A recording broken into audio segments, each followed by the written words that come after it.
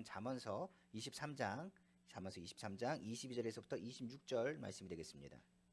제가 가지고 있는 성경 구약 성경 937쪽입니다. 937쪽 잠언서 23장 우리 22절에서부터 26절 말씀 우리 다 같이 말씀을 봉독하겠습니다.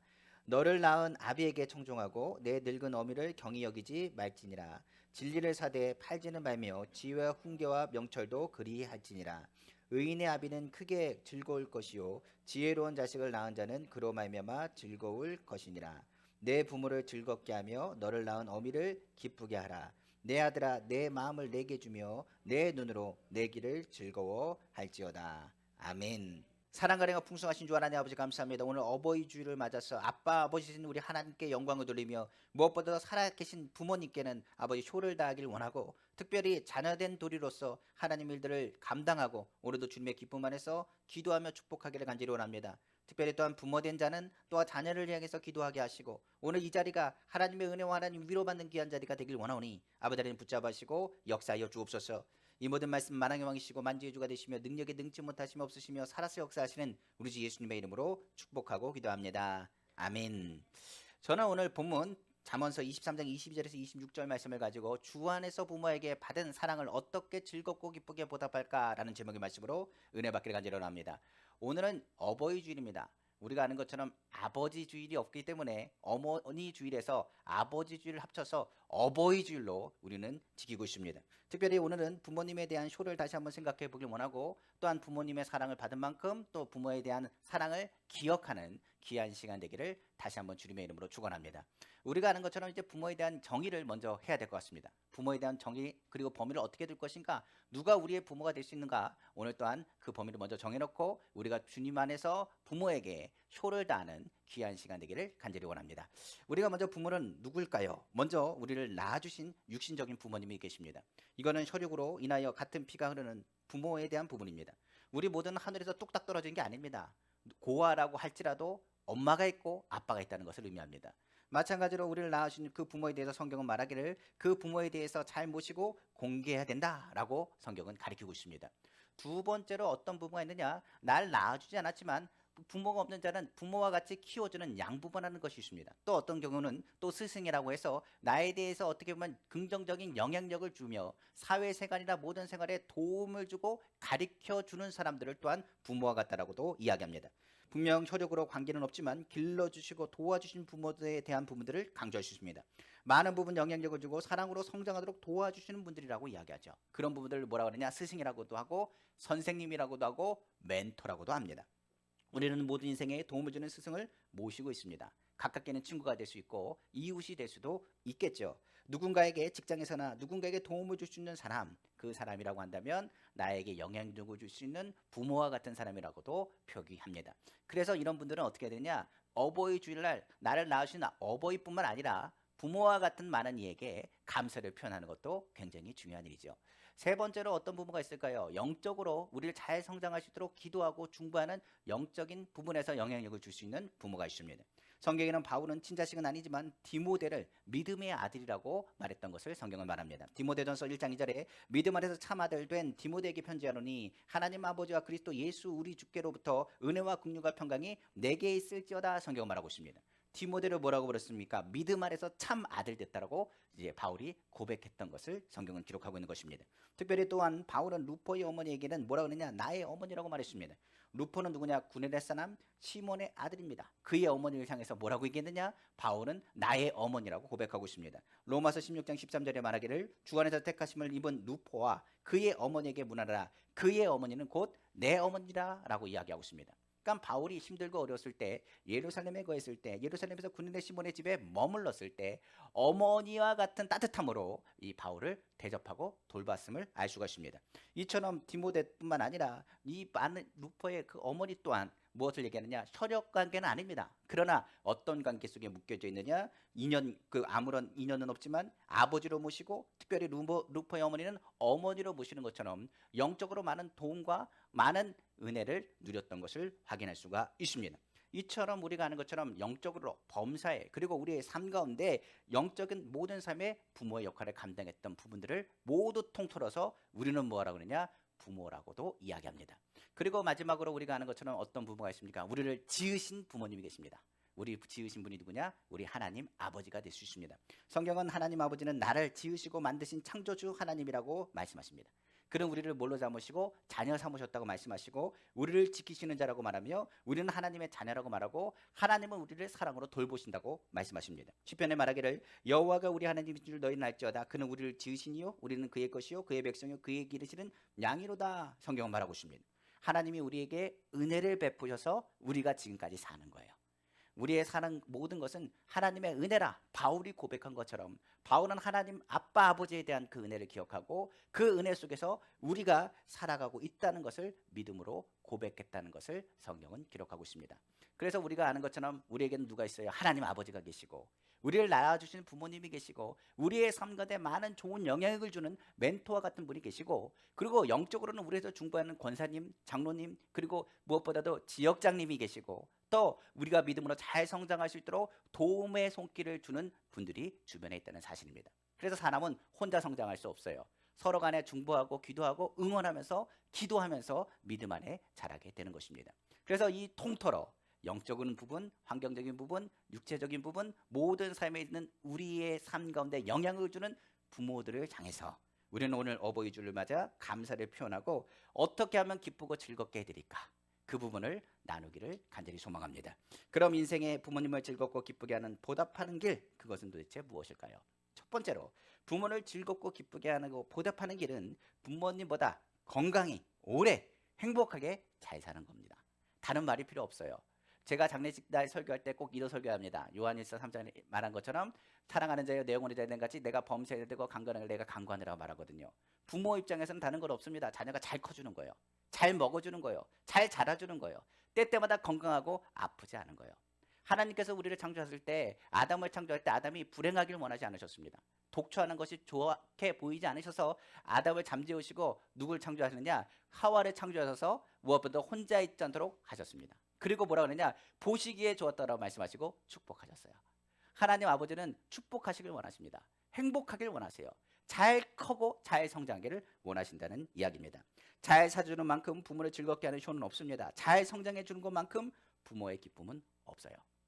단순할지 모르지만 부모 입장에서 자녀가 이렇게 잘 커주기를 원하는 겁니다. 건강하게 잘 자라주고 행복하게 자라주고 때때마다 잘 성장하는 것, 그것이 부모에게 기쁨이 됩니다.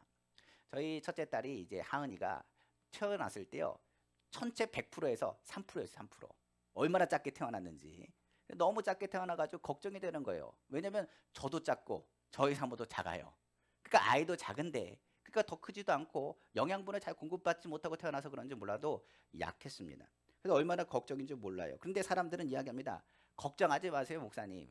다 큽니다. 이제 다 큽니다. 그냥 먹이면 다 큽니다.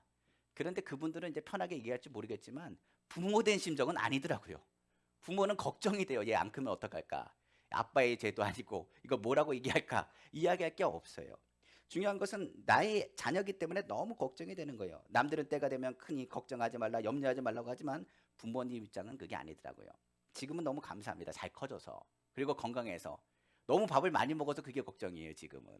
잘 먹고 잘 화장실도 잘 가고 그리고 건강하고 잘 뛰어다니고 저랑 같이 뛰자고 이야기하고 어느 날은 또 팔씨름도 하재요. 마찬가지로 자기 힘 있다는 걸 막 과시도 하고 이야기도 합니다. 근데 한편으로 이게 너무 기쁜 거예요. 그냥 부모는 자녀가 이렇게 건강하게 잘 자라주는 거, 그리고 그냥 잘 웃어주는 거, 그것만 해도 즐겁고 기쁜 것을 알게 됩니다. 아프지 않고 잘 커주는 거, 그것이 기쁨이겠죠. 하나님 아버지도 그럴 거예요. 믿음의 가정에, 믿음의 하나님의, 우리는 하나님의 자녀요, 하나님 백성, 바로 하나님의 백성답게 잘 성숙하게 자라는 것을 기뻐하실 겁니다. 신앙생활도 그렇습니다. 어제도 새신자, 오늘도 새신자, 앞으로도 나는 쭉 새신자. 그럼 누가 근심하느냐? 하나님께서 근심하세요. 성령이 그 마음 가운데 탄식함으로 말씀하실 겁니다. 너는 언제 클래? 너는 언제 성숙해서 많은 이들에게 본이 되고 하나님의 사랑을 증거하는 주님의 일꾼이 될래?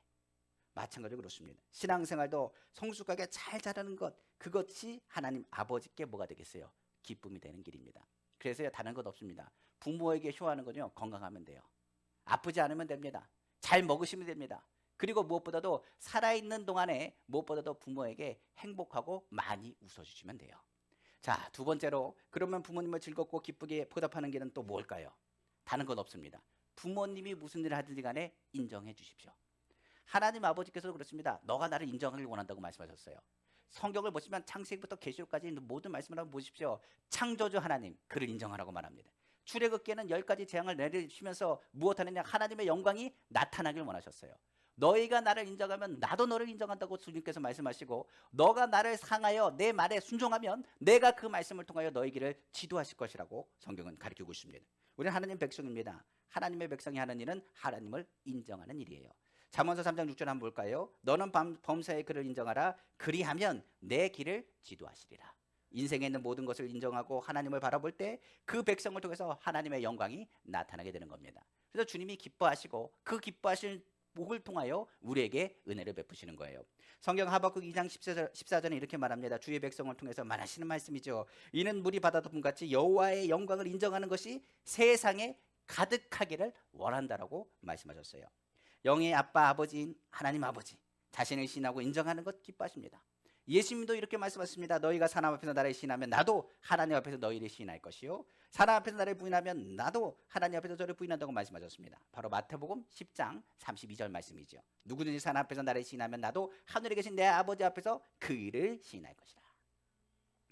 하나님도 하나님을 인정할 때 하나님께서 기뻐하시는데 하물며 사람일까 보냐, 사람은요 더 즐거워합니다.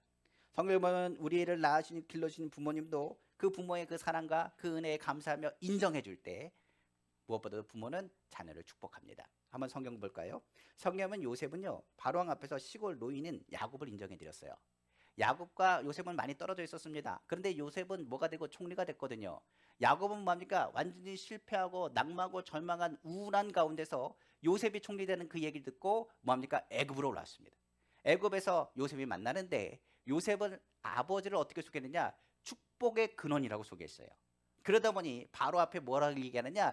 우리 아버지는 보통 분이 아닙니다. 복의 근원입니다. 나는 아브라함의 하나님, 이삭의 하나님, 야곱의 하나님, 그 하나님의 아들입니다. 마찬가지로 성경에 고백하는 대목입니다. 한번 볼까요? 창세기 47장 7절입니다. 요셉이 어떻게 행동했느냐? 요셉이 자기 아버지 야곱을 인도하여 바로 앞에 서게 하니 야곱이 바로에게 축복하매. 바로는 그 당시에 큰 왕이었습니다. 그러나 그 앞에 모시고 와서 오히려 바로가 누구에게요? 그 야곱이 축복하는 하나님의 역사를 나타나게 된 거죠. 훌륭한 자녀들은 자기 부모를 인정하고 자랑합니다. 어떤 상황에도 수치를 드러내려고 하지 않아요. 부모는 잘못할 수 있어요. 우리도 알 수 있습니다. 그러나 좋은 자녀는 어떤 자녀냐? 부모의 수치를 덮어주고 실수를 덮어주고 존중해주고 감싸주고 인정하는 일입니다. 그러니까 우리가 말씀드리면서 꼭 대단한 것을 얘기하는 게 아니에요. 부모와 우리는요 끊을래야 끊을 수 없습니다. 하나님이 정해준 자리예요. 부모님이 좀 부족해 보일 수 있습니다. 그런데 인정해 주십시오. 실수하고 넘어질 수 있습니다. 그래도 뭐 해주느냐? 인정해 주십시오. 그러면 부모는 기쁜 마음으로 나의 삶을 축복한다는 사실을 기억했으면 좋겠습니다. 한번 성경 볼까요? 성경에 노아가 포도주에 취해서 벌거벗은 채로 누워있는 사건이 있었습니다. 실수한 사건이죠. 성경에 보니 노아의 아들 함은 노아를 무시하고 그리고 형제들에게 아버지의 수치를 조로 간 듯 말했습니다. 이리 와서 보라고 이야기하는 대목이에요. 그러나 셈과 야벳은 노아를 존경하고 그 수치를 감춥니다. 결국 노아가 깨어나서 이 일을 알게 됩니다. 그리고 나서 무슨 말을 하게 되느냐? 함은 저주를 받게 되고요, 셈과 야벳은 축복의 말을 듣게 됩니다. 한번 성경 볼까요? 창세기 9장 우리 20절에서 27절 말씀입니다.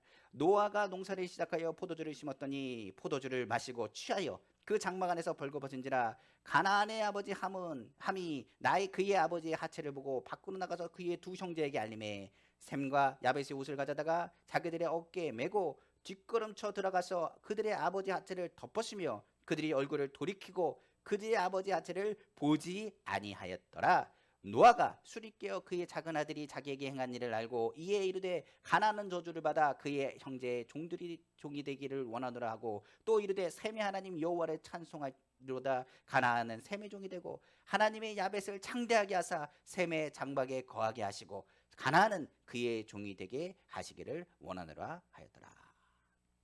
야, 여기서 이야기하죠. 부모를 인정하면 부모는 자녀를 축복합니다. 복의 근원은 하나님이세요. 모든 축복권은 하나님께서 그 부모에게서 자녀에게로 흘러가게 되어 있습니다. 그렇기 때문에 입술 속에 무엇하는 말을 중요하냐? 부모도 축복의 말을 하는 것이 좋습니다. 그런데 기분 좋게 축복의 말을 할 수 있도록 하기 위해서는 무엇하길 원하냐? 부모에 대한 그 사랑을 기억하고 늘 존중하고 인정해 주는 것이 필요하다는 사실입니다. 세상에서 거둬주는 것은 없습니다. 누가 뭐라 해도 아까 얘기한 것처럼 부모와 자녀의 사실은 부정할 수 없는 관계입니다. 우리도 실수하고 우리도 연약할 수 있습니다. 그러나 이거 기억하십시오. 세상이 나를 다 나쁘다고 얘기해도요, 우리 부모님은 나를 사랑하고 믿어줍니다. 유일하게 나의 편에 선 사람 중에 한 명 있다면 그것이 바로 부모예요.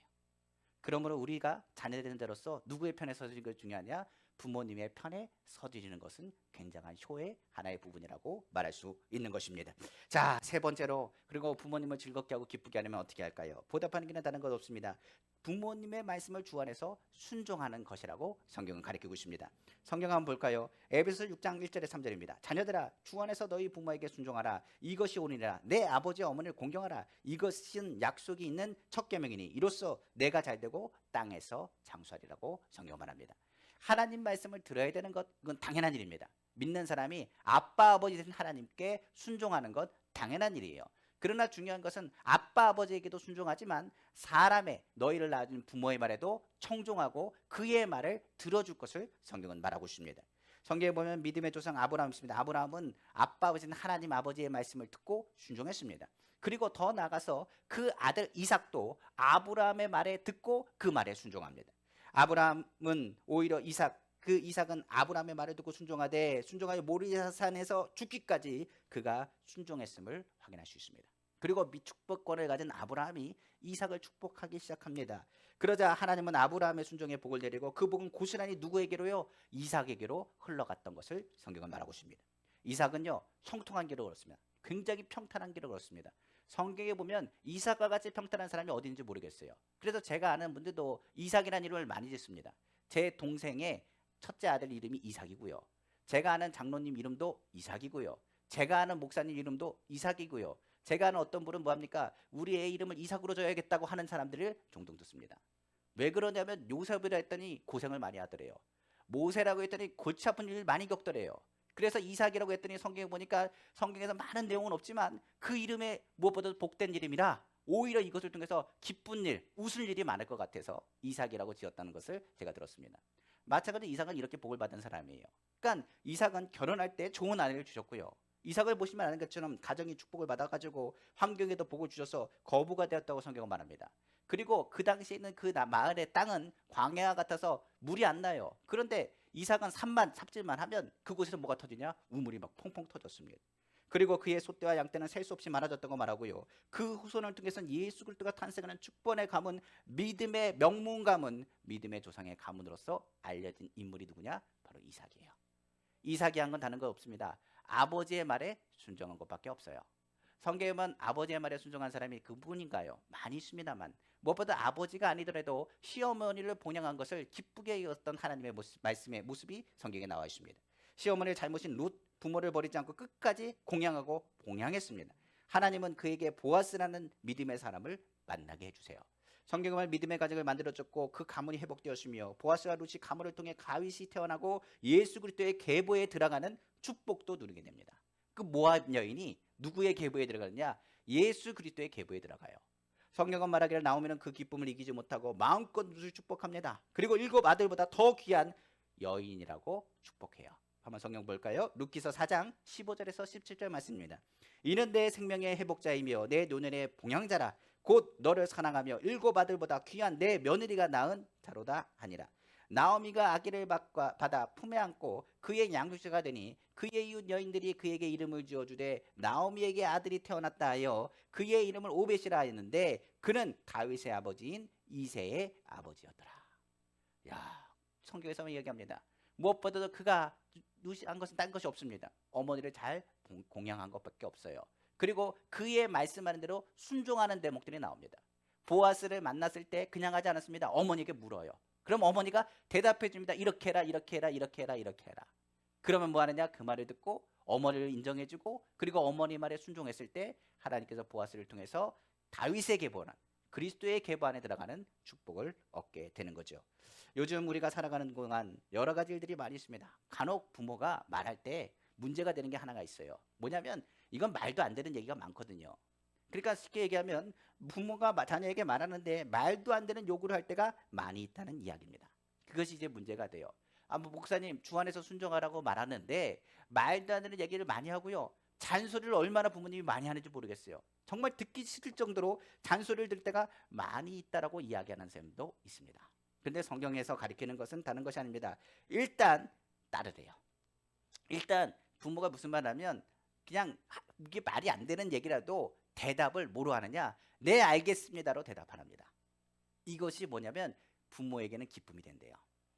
어느 가난한 사람이 잘 사는 친구를 찾아갔습니다. 자기도 좀 잘 살아보고 싶으니까 한 수 배움을 청합니다라고 이야기했대요. 그 부자 친구가 아들을 부르더니 이렇게 얘기합니다. 지붕 위에 뭘 올리라? 소를 올리라고 말합니다. 근데 아들들이 뭐 하느냐? 뭐 하기 시작하느냐? 소를 데리고 와가지고 지붕에 낑낑매며 올리기 시작합니다.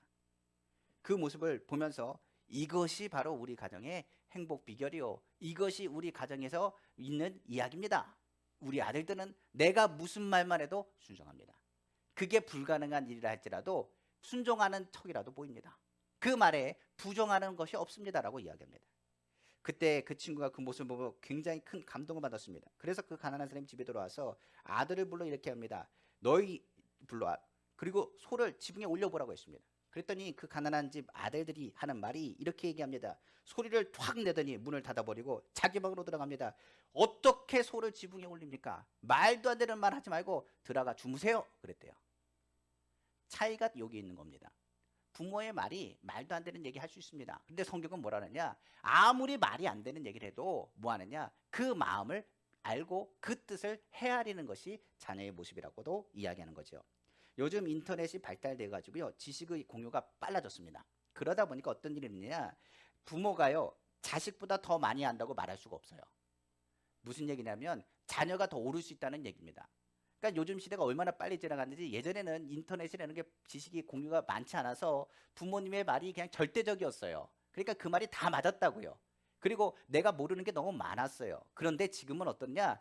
과학도 발달했고 인터넷도 발달했고 정보도 많이 습득하다 보니까 부모님들이 더 모를 수가 있고요. 틀리는 이야기들이 많아요. 근데 굉장히 틀린 게 많거든요. 그런데 부모님들은 뭐 하느냐? 고집을 핍니다. 이게 맞다니까 이렇게 하라고. 이렇게 해야지 네가 잘 된다니까라고 이야기할 수 있어요. 그래서 내가 생각하면 이게 아니에요. 이건 아닙니다. 이게 나라가 이렇게 돌아가는 거 이거 아니에요. 이렇게 하면 안 됩니다라고 이야기합니다. 그런데 자녀는 그렇게 얘기하면 부모는 뭐 하느냐? 화를 냅니다. 내 말대로 하라니까 왜 안 해? 그렇게 얘기를 하고 버럭 화를 내요. 우리가 기억할 것이 있어요. 아니거든요. 그런데 성경은 뭐라느냐? 이제는 그 말에 대해서 네가 아니라고 하지 말고 그 마음을 좀 받으래요. 오늘 본문에도 이야기하지 않습니까? 뭐라고 합니까? 내 아들아 내 마음을 내게 주며라고 되어 있죠. 마음을 보라는 얘기입니다. 아버지와 부모님의 마음은요 다른 마음에 있지 않아요. 말로는 그렇게 해도 그 말의 중심을 보라는 얘기입니다. 제가 신방을 갔는데 딸이 하나가 옆에 있습니다. 그 딸이 말을 안 들어요. 그러니까 어머니가 목사님 모신다고 와가지고 모여서 신방을 하면서 목사님 우리 딸에게 좀 잘 좀 말씀해가지고 얘 좀 말 좀 듣게 해달라고. 얘가 밤에 놀러 다니고 그냥 사고만 치고 있으니까 어찌할지 모르겠다고 내가 목사님 온다고 하니까 도망가려는 거 잡아가지고 옆에 앉혀놨으니까 말 좀 잘하게 좀 해달라고. 그래서 옆에 앉았습니다. 그래서 진짜 예배드리는데 아무것도 듣지도 않아요. 그냥 하늘 보고 땅 보고 그리고 언제 끝나느냐 뭐 하면서 막 손을 갖다가 딴짓하고 있어요. 발가락은 또 꼼지락꼼지락 하고 있습니다. 예배가 끝났어요. 그리고 나서 그 딸에게 말했습니다. 엄마가 잔소리가 많지? 그랬더니 하는 얘기가 그때는 또 대답을 잘해요. 네, 너무 많아요. 하기 싫은 거 많지? 엄마가 하는 거 정말 짜증나지? 네, 짜증나서 죽겠어요. 무슨 말 하는 거 정말 말도 안 되는 말 하고요. 아침마다 나 깨우면서 괴롭히고요. 막 하면서 수술수술 얘기를 하더라고요. 그래서 제가 그 딸에게 얘기했습니다. 야, 이 말도 그리울 때가 있어. 그러면서 무슨 얘기를 하냐면 이런 얘기 했어요. 엄마 말을 그런 말로 듣지 말고 사랑한다는 말로 들어. 엄마는 너를 사랑하니까 그렇게 얘기하는 거야. 엄마는 너가 더 잘 되길 원해서 그렇게 얘기하는 거야. 엄마가 잔소리하는 것 같지만 잔소리 맞아. 잔소리야. 똑같은 말 또 하고 계속 반복하고 듣기 싫은 말 계속해. 그런데 왜 할까? 너가 잘 되길 원한 거. 너를 사랑하기 때문에 너가 행복해지기 원해서 어머니는 얘기하는 거야. 너가 더 머리가 크고 더 똑똑한 거 알아. 엄마 세대보다 더 많은 걸 알겠지. 그런데 그게 중요한 게 아니라 어머니의 마음이 무엇인지를 내가 헤아렸으면 좋겠어 라고 이야기했어요. 한 몇 달 전에 시집 갔더라고요. 예. 그래서 제가 봤더니 또 엄마랑 같이 사진 찍은 걸 또 카톡에 올려놨어요. 제가 보면서 전하는데도 뿌듯했습니다만, 중요한 건 그렇습니다. 어머니의 마음을 헤아리는 것이 중요해요. 성경 볼까요? 우리 마태복음 7장 7절에서 11절 말입니다. 한번 볼게요. 구하라 그리하면 너에게 주실 것이요 찾으라 그리하면 찾아낼 것이요 문을 두드리라 그리하면 너에게 열릴 것이니 구하는 이마다 받을 것이요 찾는 이가 찾아낼 것이요 두드리는 이에겐 열릴 것이니라. 너희 중에 누가 아들이 떡을 달라는데 돌을 주며 생선을 달라는데 뱀을 줄 사람이 있겠느냐? 너희가 악한 자라도 좋은 것으로 자식에게 줄 줄 알거든 하물며 하늘에 계신 너희 아버지께서 구하는 자에게 좋은 것으로 주시지 않겠느냐. 악한 사람도요 자녀가 잘 되길 원해요. 그것이 누구의 마음이라고요? 부모의 마음입니다. 순종은 하나님의 축복의 통로가 됩니다. 간혹 말이 안 되는 말을 해도요 마음으로 들으면 돼요. 그렇기 때문에 마음을 듣고 표현하시면 됩니다. 부모가 원하는 것이라면 그 원하는 것을 표현하여 보여주는 것이 중요하다는 거예요. 연세가 드실수록요 고집피는 일이 많고요 말도 안 되는 얘기할 때가 많습니다. 그럴 때 가르치려고 하면 안 돼요. 이거 틀린다고 말하면 안 돼요. 뭐라고 했느냐? 네, 알겠습니다. 그러면 돼요. 그리고 부모님의 그 마음을 편안하게 해드려야죠. 제가 어머니 권사님이 천국을 가시고, 이제 제가 아는 집사님이죠. 집사님 어머니가 권사님이 천국 가셨어요. 아들 집사가 장례식이 끝나고 나서 저한테 하는 얘기가 그겁니다. 목사님, 천국 가시고 어머니가 천국 가시고 제일 그리운 것이 있다면 부모님의 잔소리입니다. 저 맨날 출근할 때마다 뭐해라 하고 얼마나 잔소리했는지 몰라요. 그런데 이제 그 말이 너무 그립습니다. 이는 그 말에 나를 진정 사랑하는 마음이 담겨져 있어서 그래요. 나를 걱정해 주니까 잔소리를 하고 나를 걱정해 주니까 염려해서 계속적으로 얘기하시는 그 말이 이제는 뭘로 들리냐? 내가 너 사랑하는데 내가 너를 사랑한다. 나를 믿어주는 그 부모님의 마음을 느낄 수 있었다는 간증이었어요. 마찬가지로 그렇습니다. 그러므로 살아계실 때요 부모님의 말에는요 무조건 순종하세요. 그냥 말도 안 되는 얘기해도 지붕에 소를 올리라 하면 그냥 소를 올리는 척이라도 하세요. 말도 안 되는 일이 있더라도 그 말씀에 순종하고 믿음 안에서 부모를 해서 기도하시는 우리 성도님 되시기를 다시 한번 주님의 이름으로 축복합니다.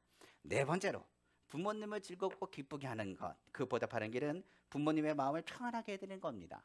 무엇보다도 부모님의 마음을 평안하게 해드리는 것이 효도의 기본이라고 말하죠. 1996년에 모 방송국에서 효도란 무엇인가라는 설문조사를 했더니 60%가 뭐라고 얘기했느냐? 효도란 부모님의 속을 썩이지 않는 것이라고 했대요. 그러니까 부모님 속 안 썩이는 것이 효다라고 이야기했다는 설문조사입니다. 자식이 죄를 지으면 부모가 속이 썩습니다. 그러므로 죄 짓지 않고 반듯하게 성실하게 사는 것이 중요해요. 삶 가운데 거짓말하지 않고 사는 거예요. 그리고 열심히 열정을 가지고 사는 것. 자녀가 빈둥빈둥 놀아보십시오. 그 부모 마음은 애가 탑니다. 결혼해서 잘 살아주는 것, 자주 싸우거나 이혼하면 부모의 가슴에는 상처가 돼요. 형제들끼리 싸우지 말아야 됩니다. 형제들끼리 우애하는 것을 부모는 기뻐하죠. 성경 잠언서 우리 17장 22절입니다. 마음의 즐거움은 양육이라도 심령의 근심은 뼈를 마르게 하느니라. 부모의 뼈를 마르게 하면 안 됩니다. 성경에 말한 것처럼 부모의 마음을 아프지 않고 즐겁고 평안하게 하는 것이 효예요. 그것의 비결은 뭡니까? 근심거리를 줄어드리는 거예요. 이렇게 볼 수 있죠. 우리가 정직하게 살면요 얘는 정직하니까 부모의 마음은 믿어요. 신뢰관계가 성립합니다. 그리고 그 마음에 이 아들이 무슨 말을 해도 믿어주면 걱정하지 않습니다. 그런데 아이가 맨날 거짓말하고요 사고만 친다고 생각해 보십시오. 그러면 내일도 불안해요. 얘가 또 어디 간 거야? 거짓말로 말하는 것, 항상 거짓말을 하면 나뿐만 아니라 부모님의 삶도 늘 그 거짓말로 해서 불안해할 겁니다. 우리가 게으름은 부모님으로 하여금 마음을 아프게 한다고 했습니다. 속상하게 하는 일이에요. 장성한 자녀가 부모님에게 들어가서 아기 캥거루처럼 계속 남아져 있으면 안 됩니다. 부모는 크면요 시집장가 가고요 가정을 이루어야 되고요 그리고 성장한 만큼 그 모습을 보여줘야 돼요.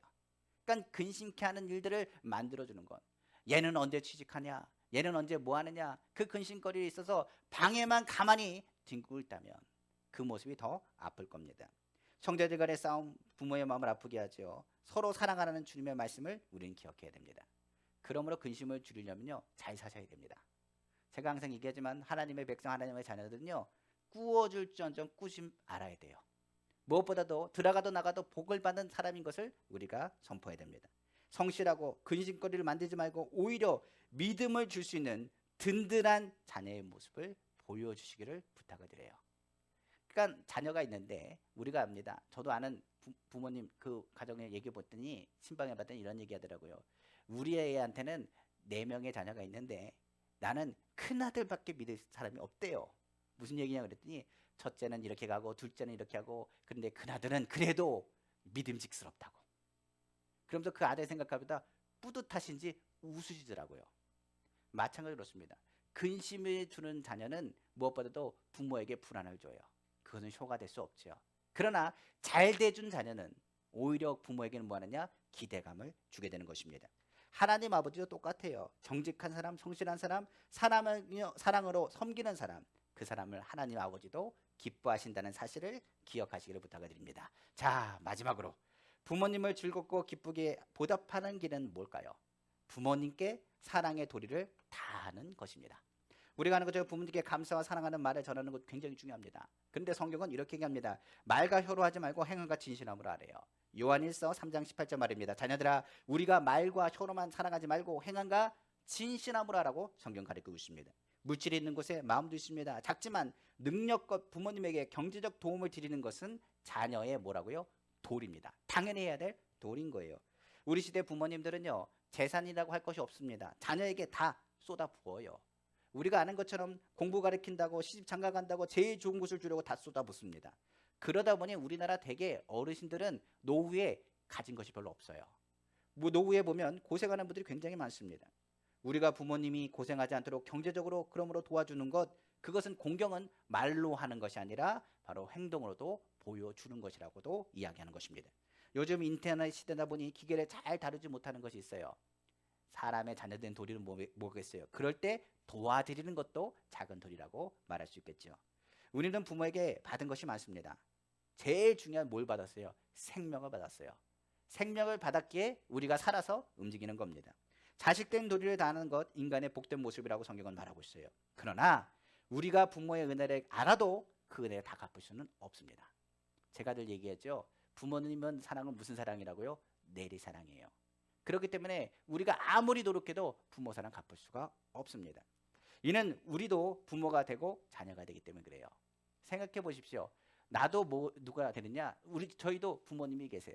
그러나 나에게도 누가 있느냐? 자녀가 있습니다. 그런데 중요한 것은 내가 부모님에게 잘하려고 해도 뭡니까? 그 사랑이 뭐에 미치지 못하느냐? 자녀에게 쏟는 사랑에 미치지 못해요. 그러니까 결과적으로 부모님의 은혜를 갚으려고 해도 뭐가 안 되느냐? 자녀에게 쏟아붓는 사랑이 많아서 그것에 대해서 여건이 우리에게 충분한 여력이 되어지지 않는다는 얘기입니다. 예를 들어서 부모가 아프고 자녀가 아프면 누구한테 갈까요? 저는 자녀한테 갈 거예요. 왜 그러냐면 사랑은 내리사랑이기 때문에 그래요. 무엇보다도 부모님의 세대에 많은 일들이 있습니다. 저도 부모님을 존경하고 사랑합니다. 그러나 내가 부모님을 사랑하는 것보다 부모님이 나를 사랑하는 게 더 커요. 그리고 내가 자녀를 사랑할 때 자녀가 나를 사랑하는 것보다 내가 자녀를 사랑하는 게 더 커요.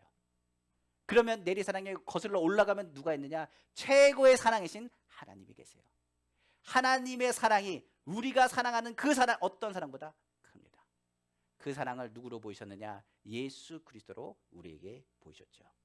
그러므로 우리는 그 사랑을 기억하고 우리가 살아있는 동안에 혹시나 부모님이 살아계신다면 그 사랑에 보답하는 길을 열어 그리스도의 사랑을 전하길 원합니다. 특별히 부모님이 천국에 계시고 보이지 않는다고 한다면 나와 이게 부모와 같은 많은 이들을 찾아가 이루지 못한 그 사랑을 같이 나누기를 다시 한번 부탁을 드립니다. 사랑의 도리를 하는 것이 믿음의 사람의 모습이기 때문에 그래요.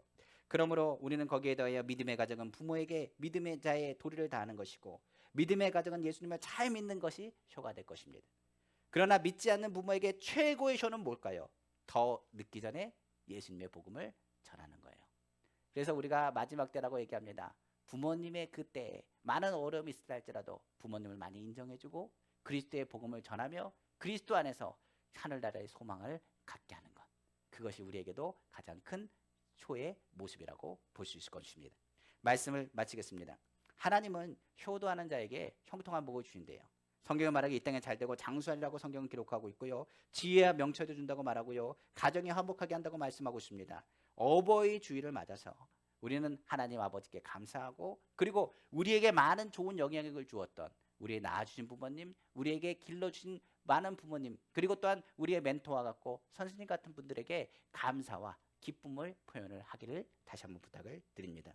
특별히 우리의 아버지 되시는 아빠 아버지는 하나님께 감사함을 표현하길 원합니다. 주 안에서 사랑하는 자녀, 영혼이 잘 되고 범사가 되고 강건한 것, 그것이 하나님의 기쁨입니다. 주 안에서 하나님 아버지를 늘 인정하고 하나님 말씀에 순종하며 더욱 사랑하길 바랍니다. 그가 우리의 삶에 형통한 길을 열어주십니다. 주 안에서 성령님을 슬프게 하지 말고 기쁘시게 하길 원합니다. 그가 근심 대신에 평강을 주십니다. 주 안에서 하나님의 자녀로 그 도리를 다하길 원합니다. 죄 대신 화관을 내게 주신 주님, 하늘의 신령한 복이 믿음의 가정, 교회, 그리고 성도님들과 삶 가운데 풍성히 부어지기를 다시 한번 주님의 이름으로 축복합니다. 기도하겠습니다. 사랑의 주 하나님 아버지, 오늘 어버이 주일입니다. 나를 지으신 하나님 아버지께 감사와 영광을 드립니다. 무엇보다도 나에게 생명을 주는 통로로서 우리 부모를 아버지 하나님 이 땅에 보내주셨고, 우리 부모님들을 통해서 아버지 하나님 믿음의 자녀, 믿음의 가정 아버지 이루게 하심을 감사합니다. 우리 성도님의 가정을 주님 기억하여 주시고 믿음 안에서 자라나게 하시고 성숙하게 하시고 주님의 기쁨이 되는 아버지 주님의 가정 다 될 수 있도록 인도하여 주옵소서. 오늘 말씀 드는 것처럼 우리 귀한 성도님들이 영혼이 잘 되고 범사가 되고 강건하길 원합니다. 하나님 아버지께서 우리 귀한 성도들이 행복하고 잘 살길 원하십니다. 축복된 삶을 살길 원하십니다. 정직하게 살길 원하십니다. 성실하게 살길 원하십니다. 아무리 악한 자라도 좋은 것을 자식에게 줄 줄 알거든 하물며 하늘에 계신 우리 아버지께서 좋은 것을 주시지 않겠습니까? 오늘 주의 말씀에 순종하여 안식일날, 아버지 주일날 주님의 전에 나와 예배하게 하신 주 하나님, 아빠 아버지 되신 주님, 아버지 우리의 모습을 기억하여 주시고 하나님 아버지 신령한 복을 오늘 이 자리에 모인 성도님의 삶 가운데 부어 주옵소서. 복받은 우리 귀한 성도님들은 또 입술로 그 자녀에게 축복하게 하시고 이웃에게 축복하게 하시고 하나님의 귀한 복된 통로가 되기를 간절히 소망합니다. 그러므로 오늘 주의 말씀처럼 하나님의 자녀로서의 도리를 다하길 원합니다. 하나님 나라 위에서 기도하게 하시고 주의 복을 누릴 수 있도록 축복하여 주옵소서. 이 모든 말씀 사랑이신 우리 주 예수님의 이름으로 감사하며 기도합니다. 아멘.